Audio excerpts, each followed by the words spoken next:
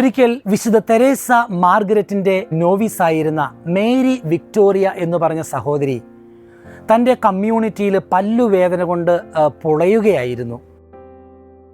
ഈ സാഹചര്യത്തിൽ സമൂഹം മുഴുവനും അവളെ തെറ്റിദ്ധരിക്കുകയാണ്.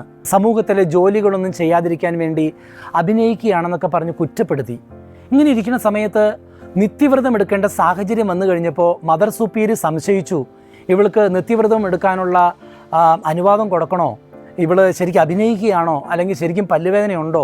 പക്ഷെ വാസ്തവത്തിൽ മേരി മാർഗരറ്റ് പല്ലുവേദന കൊണ്ട് വളരെയധികം പുളയുന്ന ഒരു അവസ്ഥ ഉണ്ടായിരുന്നു. അപ്പോൾ ഇങ്ങനെ ഇരിക്കുമ്പോൾ എല്ലാവരും അവളെ ഒറ്റപ്പെടുത്തുന്ന, തിരസ്കരിക്കുന്ന അനുഭവങ്ങൾ ആ കമ്മ്യൂണിറ്റിയിലുണ്ടായിരിക്കുന്ന സമയത്ത് വിശുദ്ധ മേരി മാർഗരറ്റ് എന്ത് ചെയ്തു എന്നറിയാമോ? ഈ സഹോദരിയെ കണ്ടപ്പോൾ അവളുടെ അടുത്ത് ചെല്ലുകയും അവളുടെ പല്ലുവേദനയുള്ള ഭാഗത്ത് കെട്ടിപ്പിടിച്ച് ഒരു ഉമ്മ കൊടുക്കുകയും ചെയ്തു, ചുംബിക്കുകയും ചെയ്തു.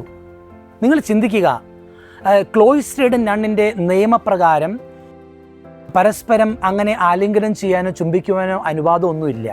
അത് സ്ട്രിക്റ്റായിട്ട് പ്രൊഹിബിറ്റ് ചെയ്തിരിക്കുന്നൊരു നിയമമാണ്. പക്ഷേ വേദനിക്കുന്ന, നെടുവീർപ്പെടുന്ന, ദുഃഖിക്കുന്ന, ഒറ്റപ്പെട്ട അനുഭവത്തിലൂടെ കടന്നു പോകുന്ന ആ സഹോദരിയെ കണ്ടപ്പോൾ നിയമങ്ങൾ നോക്കാതെ നിയമങ്ങൾക്കപ്പുറം നിന്നുകൊണ്ട് ആ വ്യക്തിയുടെ അരികിൽ പോയി മേരി വിക്ടോറിയയെ ആലിംഗനം ചെയ്ത് ചുംബിച്ചു കഴിഞ്ഞപ്പോൾ എന്ത് സംഭവിച്ചു എന്നറിയാമോ? ആ സഹോദരിയുടെ പല്ലുവേദന ആ നിമിഷം തന്നെ അത്ഭുതകരമായിട്ട് വിട്ടുമാറുകയാണ്.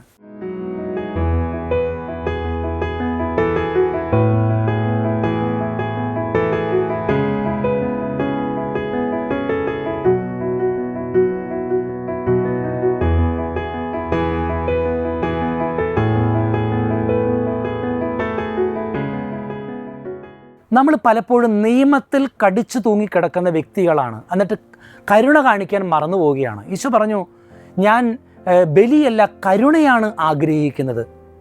ഈ കരുണയുടെ ഡൈമെൻഷൻ നമ്മുടെ ജീവിതത്തിലെ ഇടപെടലുകൾക്ക് ചിലപ്പോൾ നഷ്ടപ്പെടുകയാണ്. ഈ തോമസ് അക്വിനാസ് പറയുന്നൊരു വാക്കുണ്ട്, എപ്പിക്കെയ്യ.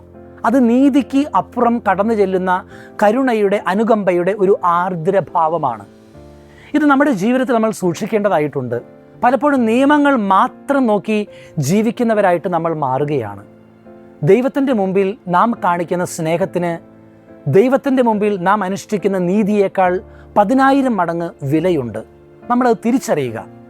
ഞാൻ ഓർക്കുകയാണ്, 25 വർഷങ്ങൾക്ക് മുമ്പ് എൻ്റെ കൈ ഒരു അപകടത്തിൽപ്പെട്ട് മുറിഞ്ഞുപോയ സാഹചര്യത്തിൽ എറണാകുളത്തെ സ്പെഷ്യലിസ്റ്റ് ആശുപത്രിയിൽ ഞാൻ രോഗിയായി കിടക്കുമ്പോൾ ഞങ്ങളുടെ സഭയിലെ അന്നത്തെ സുപ്പീരിയർ ജനറൽ ആയിരുന്ന വർഗീസ് പാറപ്പുറം എന്നാണ് അച്ഛൻ്റെ പേര്.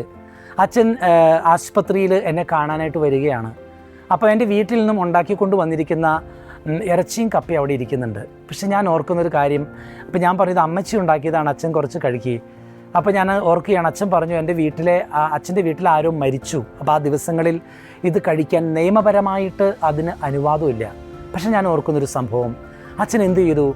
അച്ഛൻ ആ നിമിഷം എന്നെ സന്തോഷിപ്പിക്കുവാൻ വേണ്ടി എൻ്റെ അമ്മയുണ്ടാക്കിയ ഭക്ഷണം എൻ്റെ അരികിലിരുന്ന് അച്ഛൻ അത് കഴിച്ചു.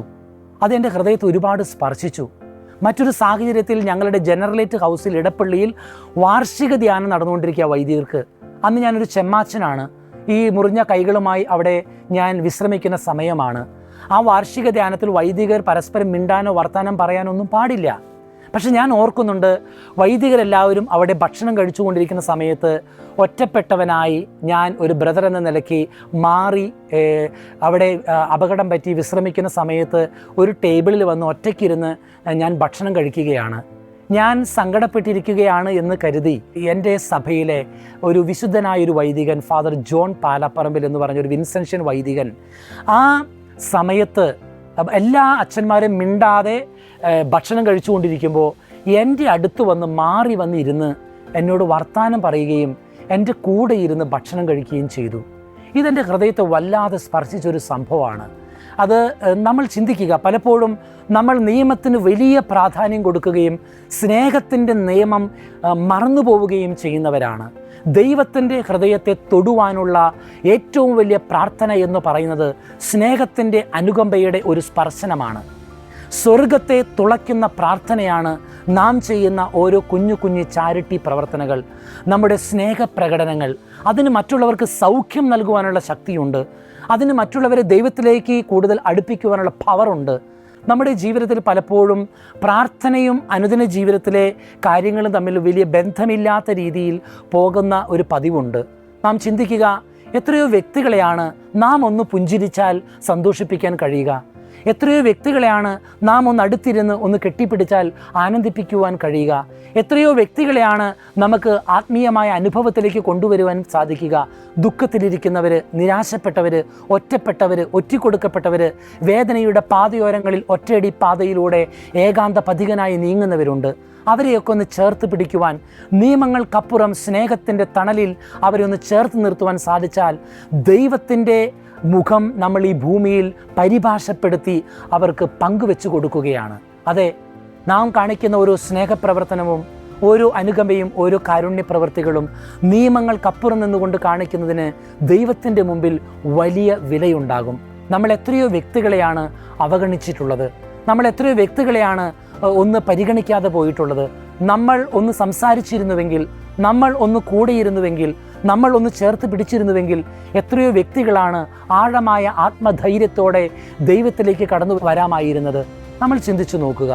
ഇനിയുള്ള ജീവിതയാത്രകളിൽ നമുക്ക് നിയമത്തിൽ തൂങ്ങിക്കിടക്കാതെ അതിനപ്പുറം നിൽക്കുന്ന ദൈവത്തിൻ്റെ കരുണയുടെ ഭാവം മറ്റുള്ളവർക്ക് പകർന്നു കൊടുക്കുന്ന ഒരു സ്നേഹത്തിൻ്റെ തണലായി, സ്നേഹത്തിൻ്റെ കുമ്പസാരക്കൂടായി, സ്നേഹത്തിൻ്റെ സാന്നിധ്യമായി മാറുവാൻ നമുക്ക് പരിശ്രമിക്കാം. അത് നമ്മുടെ കുടുംബത്തിലുള്ളവരിൽ നിന്നും നമുക്ക് ആരംഭിക്കാം, നമ്മുടെ അയൽവാസികളിൽ നമുക്ക് ആരംഭിക്കാം, ചുറ്റുപാടിൽ ഉള്ളവരിൽ നമുക്ക് ആരംഭിക്കാം. കണ്ടുമുട്ടുന്നവരെയൊക്കെ ഒന്ന് സ്നേഹിക്കുവാൻ, അവരുമായി സ്നേഹബന്ധത്തിലായിരിക്കുവാൻ പറ്റുന്ന രീതിയിൽ ദൈവത്തിൻ്റെ സ്നേഹം പങ്കിടുവാൻ വേണ്ടി ഉള്ള കൃപയ്ക്ക് വേണ്ടി നമുക്ക് പ്രാർത്ഥിക്കുക മാത്രമല്ല, അതിനുവേണ്ടി കുഞ്ഞു കുഞ്ഞു പ്രവൃത്തികളിലൂടെ നമുക്ക് പരിശ്രമിക്കുകയും ചെയ്യാം. ദൈവം നമ്മളെ അനുഗ്രഹിക്കട്ടെ.